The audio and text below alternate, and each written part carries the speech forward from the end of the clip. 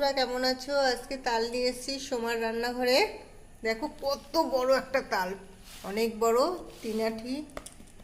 আবার নারকেলও নিয়ে এসছে, কিন্তু আমি নারকেল ইউজ করব না, তাল ইউজ করব। দেখতেই পাচ্ছ তাল। আমি সেই বড় তাল থেকে আমি তাল, দেখো আমি জাল দিচ্ছি। দেখতেই পাচ্ছ আমি তালটা জাল দিচ্ছি।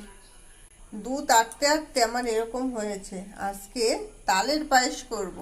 গোবিন্দভোগের চাল নিয়েছি, কিন্তু খুব সুন্দর একটা ঘ্রাণ আসছে গোবিন্দভোগের চাল, দেখতেই পাচ্ছ। তালটা আগে জ্বালিয়ে নিয়েছি, এবার দুধটা জ্বলছে। দুধটা জ্বালাতে জ্বালাতে দেখো প্রচন্ড কিন্তু ক্ষীরের মতো পাশে হয়ে গেছে। আমি একটা বড় জালি নিয়েছি, এটা 1.5 কেজি দুধ নিয়েছিলাম। জ্বালাতে জ্বালাতে এখন এইটুকু এসছে। ভালো করে এটা আগে জাল দিয়ে ফুটাতে হবে। গোবিন্দভোগের